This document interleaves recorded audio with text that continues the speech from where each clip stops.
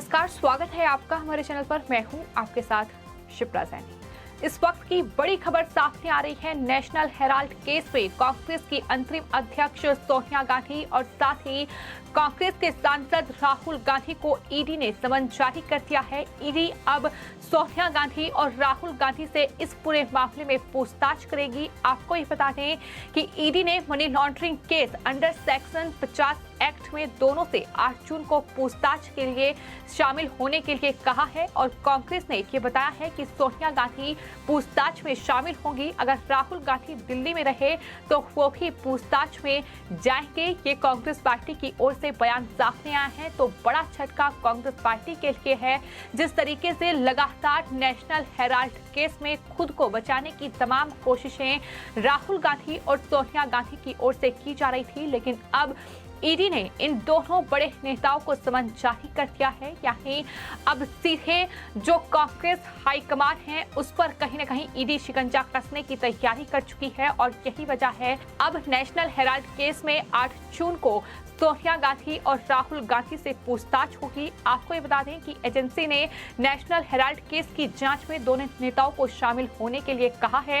इस केस में ईडी ने कांग्रेस के 2 बड़े नेता पवन बंसल और साथ ही मल्लिकार्जुन खड़गे से 12 अप्रैल को जांच में शामिल होने के लिए कहा था। उनसे पूछताछ भी इस पूरे मामले में की गई। 2014 में सुब्रमण्यम स्वामी ने सोनिया गांधी और राहुल गांधी के खिलाफ ये केस दर्ज कराया था। इसमें स्वामी ने गांधी परिवार पर 55 करोड़ की गड़बड़ी का आरोप लगाया था और उसके बाद से लगातार इस पूरे मामले की जांच ईडी कर रही है। ईडी लगातार उन तमाम कांग्रेस के नेताओं पर शिकंजा कस रही है जिनका जो आरोप है, जिन पर सुब्रमण्यम स्वामी की ओर से लगाए गए हैं। हालांकि इस पूरे मामले पर कांग्रेस पार्टी का बयान सामने आया है, जिसमें ये जानकारी कांग्रेस पार्टी की ओर से ही दी गई है कि प्रवर्तन निदेशालय यानी ईडी ने नेशनल हेराल्ड मामले को लेकर कांग्रेस की अंतरिम अध्यक्ष सोनिया गांधी और पार्टी सांसद राहुल गांधी को तलब किया है, जिसे 2015 में जांच एजेंसी ने बंद कर दिया था। ये भी उनकी तरफ से कहा गया है। आपको ये बता दें कि इस पूरे मामले को लेकर अब कांग्रेस पार्टी के जो प्रवक्ता है रणदीप सुरजेवाला, उनकी तरफ से बाकायदा प्रेस कॉन्फ्रेंस की गई है, जिसमें उन्होंने ये कहा है कि 1942 में नेशनल हेराल्ड अखबार शुरू किया गया। उस समय अंग्रेजों ने इसे दबाने की कोशिश की। आज मोदी सरकार भी यही कर रही है और इसके लिए ईडी का इस्तेमाल किया जा रहा है। ईडी ने हमारी अंतरिम अध्यक्ष सोनिया गांधी और साथ ही राहुल गांधी को नोटिस जारी किया है कि जानकारी रणदीप सुरजेवाला की ओर से दी गई है। तो फिलहाल ईडी ने नेशनल हेराल्ड केस में अब सोनिया गांधी और राहुल गांधी पर शिकंजा कस लिया है। उनसे 8 जून को पूछताछ होगी और इस पूरे समन के बाद अब अभिषेक मनु सिंघवी का बयान भी सामने आया है। उन्होंने कहा है कि हम झुकेंगे नहीं और सामना करेंगे। सिंघवी ने यह भी कहा कि सोनिया गांधी खुद ईडी के दफ्तर जाएंगी और तमाम सवालों का जवाब देंगी।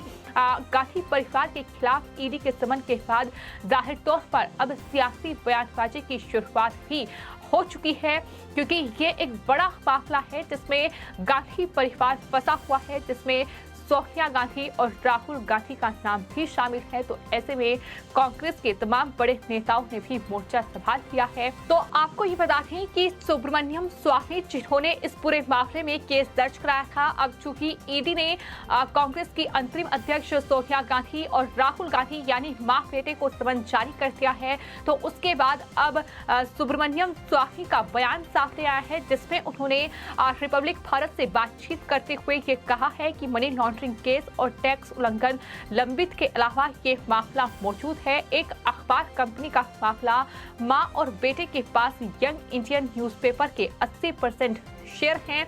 मुझे नहीं पता कि उन्होंने इतने सारे शेयर कैसे मैनेज कर लिए। ये उनकी तरफ से बड़ा बयान किया गया है। तो कुल मिलाकर लगातार जो बयानबाजी का दौर है वो अब शुरू हो गया है। कांग्रेस पार्टी लगातार मुश्किल में अब फंसती दिखाई दे रही है। कांग्रेस प्रवक्ता रणदीप सुरजेवाला ने कहा है कि नेशनल हेराल्ड मामले में साजिश के तहत सोनिया गांधी और राहुल गांधी को ईडी ने नोटिस भेजा है, लेकिन हम डरेंगे नहीं, हम झुकेंगे नहीं, सीना ठोक कर लड़ेंगे।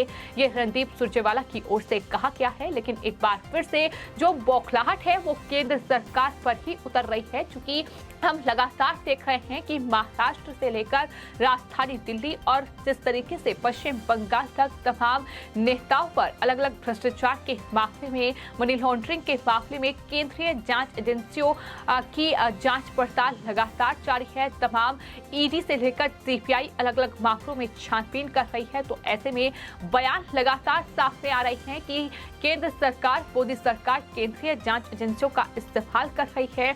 और यही जो बात है वो अभिषेक मनु सिंघवी की ओर से भी कही गई है। उन्होंने कहा है कि बीजेपी राजनीतिक विरोधियों को डराने के लिए कठपुतली एजेंसियों का इस्तेमाल कर रही है। ये बात अभिषेक मनु सिंघवी की ओर से कही गई है। तो आपको ये बता दें कि सुब्रमण्यम स्वामी ने 2014 में जो आरोप लगाया था नेशनल हेराल्ड केस में, कांग्रेस की अंतरिम अध्यक्ष सोनिया गांधी, राहुल गांधी और दिवंगत नेता मोतीलाल वोरा भी इसमें शामिल थे। इसके अलावा पत्रकार सुमन दुबे और टेक्नोक्रेट सैम पित्रोदा पर भी आरोप लगाए गए थे। उनका आरोप था कि यंग इंडिया लिमिटेड के जरिए गलत तरीके से इसका अधिग्रहण किया गया है और कांग्रेस नेताओं ने 2000 करोड़ रुपए तक की संपत्ति को हथियार किया है। ये भी आरोप सुब्रमण्यम स्वामी की ओर से लगाया गया था। इस मामले की जांच 2014 में ईडी की ओर से शुरू की गई थी।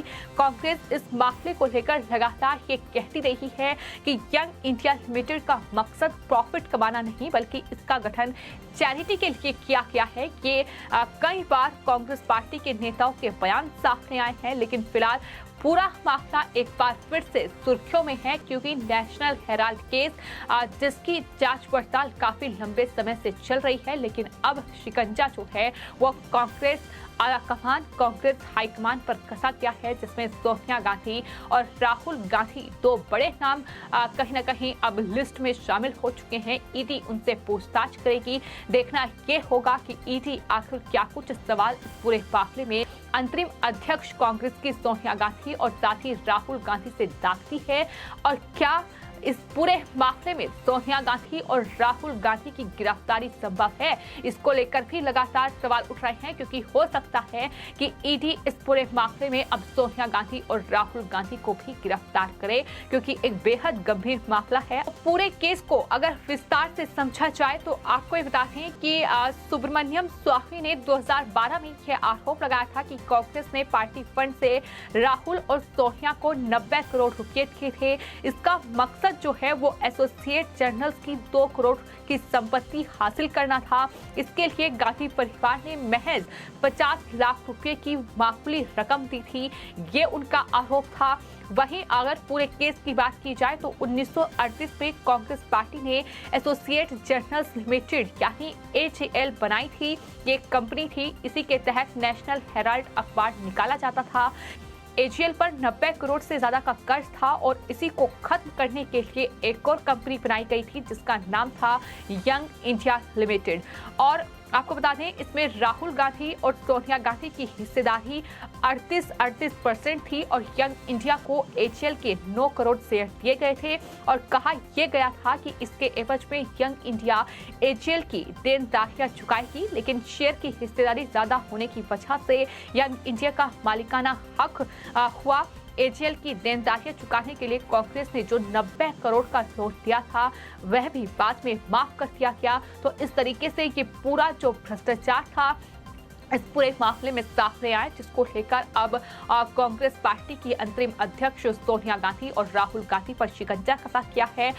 पूरे मामले पर अगर केस में अब तक क्या कुछ कार्रवाई हुई है उस पर अगर गौर किया जाए तो आपको ये बता दें कि 1 नवंबर 2012 को दिल्ली कोर्ट में सुब्रमण्यम स्वामी ने केस दर्ज कराया, जिसमें सोनिया गांधी, राहुल गांधी, मोतीलाल वोरा जो कि अब इस दुनिया में नहीं है, ऑस्कर फर्नांडिस, सुमन दुबे और सैम पित्रोदा आरोपी इस पूरे मामले में बनाए गए। 26 जून 2014 को मेट्रोपॉलिटन मजिस्ट्रेट ने राहुल गांधी और सोनिया गांधी समेत सभी आरोपियों के खिलाफ समन भी जारी किया। 1 अगस्त 2014 को ईडी ने इस पूरे मामले का संज्ञान लिया और मनी लॉन्ड्रिंग का केस दर्ज किया गया। इसके बाद मई 2019 में इस केस से जुड़े 64 करोड़ की संपत्ति को ईडी ने जब्त भी किया।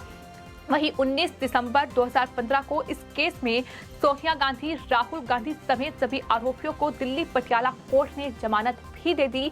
तो वहीं 9 सितंबर 2018 को दिल्ली हाई कोर्ट ने इस पूरे मामले में सोनिया गांधी, राहुल गांधी को करारा झटका दिया था। कोर्ट ने आयकर विभाग के नोटिस के खिलाफ याचिका को खारिज कर दिया था। कांग्रेस ने इसे सुप्रीम कोर्ट में चुनौती भी दी, लेकिन 4 दिसंबर 2018 को कोर्ट ने कहा कि आयकर की जांच जो है इस पूरे मामले में वो जारी रहेगी। हालांकि अगली सुनवाई तक कोई आदेश पारित नहीं होगा, ये भी कोर्ट की तरफ से 4 दिसंबर 2018 को कहा गया था। लेकिन चूंकि ईडी इस पूरे मामले में मनी लॉन्ड्रिंग के तहत मामला दर्ज कर चुकी है और इस कड़ी में कई कांग्रेस के नेताओं से पूछताछ हो चुकी है, जिसमें कांग्रेस के 2 बड़े नेता पवन बंसल और साथ ही मल्लिकार्जुन खड़गे हैं, जिन्हें 12 अप्रैल को जांच में शामिल किया गया था और उसके ठीक बाद अब जो है कांग्रेस पार्टी की अंतरिम अध्यक्ष सोनिया गांधी और राहुल गांधी को भी जांच में शामिल होने के लिए कहा गया है। अब 8 जून को इन दोनों नेताओं से पूछताछ होगी और अगर नोटिस का जवाब नहीं दिया जाता है, अगर समन को दरकिनार किया जाता है, तो उसका खामियाजा अभी जाहिर तौर पर कांग्रेस पार्टी को भुगतना पड़ सकता है। तो ऐसे में देखना यह होगा कि 8 जून को क्या सोनिया गांधी और राहुल गांधी ईडी के दफ्तर पहुंचते हैं या नहीं। लेकिन फिलहाल इतना तय है कि नेशनल हेराल्ड केस पे अब शिकंजा कांग्रेस आलाकमान पर है और हो सकता है कि इन दोनों बड़े नेताओं की गिरफ्तारी भी इस पूरे मामले में हो। फिलहाल आपकी इस पूरे मामले में क्या राय है, हमें कमेंट बॉक्स में जरूर लिखें और चैनल को सब्सक्राइब करें। धन्यवाद।